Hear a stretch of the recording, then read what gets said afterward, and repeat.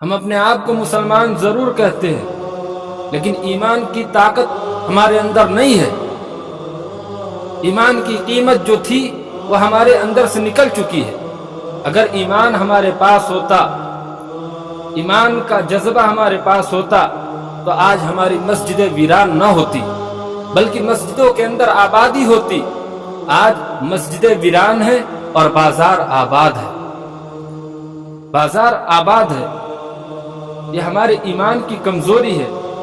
صحابہ نے اس ایمان کو بنانے اور بچانے کے لیے اپنی پوری زندگی لگائی، پوری زندگی لگا دی۔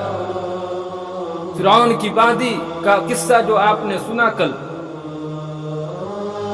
کہ کیسے اس نے اپنے ایمان کو بنانے کے لیے، اپنے ایمان کو بچا کے لے جانے کے لیے اپنے بچوں کو قربان کیا، جلتے ہوئے تیل کے اندر اپنے بیٹیوں کو اپنے آنکھوں کے سامنے دیکھا۔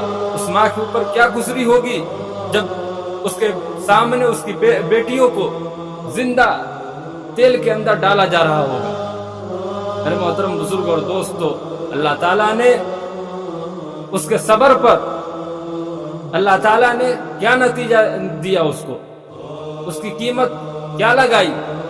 جنت کی لگائی۔ کہ اس کے 2000 سال کے بعد اللہ کے نبی صلی اللہ علیہ وسلم معراج کے لیے تشریف لے جاتے ہیں تو بیت المقدس سے جنت کی خوشبو مہک آتی ہے۔ تو آپ پوچھتے ہیں حضرت جبریل علیہ السلام سے کہ یہ جنت کی خوشبو کہاں سے آ رہی ہے؟ تو حضرت جبریل علیہ السلام نے بتایا کہ یہاں فرعون کی وادی کی ہڈیوں کو اور اس کی بچیوں کے ہڈیوں کو یہاں دفن کیا گیا ہے۔ جس دن سے اس کی ہڈی یہاں دفن ہے، اس دن سے خوشبو آ رہی ہے۔ میرے محترم بزرگ اور دوستو، اسی لیے کہا جاتا ہے صبر۔ قرآن کہتا ہے یا ایھا الذین آمنوا اصبروا ورابطوا واتقوا اللہ لعلکم تفلحون۔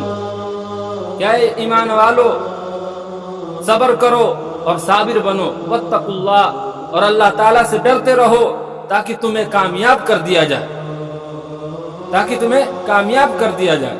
آج ہمارے اوپر تھوڑی سی پریشانی آ جائے، دقت آ جائے، کوئی مصیبت آ جائے، تو ہمیں چاہیے کہ ہم اللہ کی طرف رجوع ہوں، اللہ کی بارگاہ میں سجدہ ریزی کریں، اللہ کے سامنے گڑ گڑائیں، تو ہم اس کام کو چھوڑ کر دوسروں کے سامنے ہاتھ پھیلانے کے لیے کھڑے ہو جاتے ہیں، دوسروں کے سامنے اپنی مشکلات اور پریشانی کا حل نکالنے کے لیے ان سے باتیں کرتے ہیں۔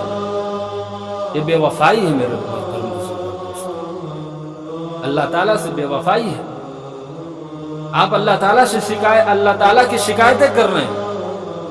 اللہ تعالیٰ کہہ رہا ہے صبر کرو، واتقوا اللہ، اور ہم سے ڈرو تاکہ تمہیں ہم کامیاب کر دیں۔ یہ دنیا کی زندگی ہمیشہ ہمیشہ کی زندگی نہیں ہے، اصل زندگی آخرت کی ہے۔ ہم سب یہ بات مانتے ہیں کہ مرنا ہے، سب جانتے ہیں کہ ہمیں اس دنیا کو چھوڑ کے جانا ہے، اور قبر کے اندر ہمیں لٹایا جائے گا اور آخرت کے اندر اٹھایا جائے گا، پھر اللہ تعالیٰ کے سامنے ہمیں حساب و کتاب دینا، سب جانتے ہیں، سب سنتے ہیں، پڑھتے ہیں، لیکن اس کا یقین ہمارے دلوں سے نکل چکا ہے۔ ایسی ہم نے اس دنیا کو بسا لیا اپنے دل کے اندر، ایسا بسایا کہ دنیا ہی دنیا ہماری نظروں میں ہے، آخرت ہم بھول چکے۔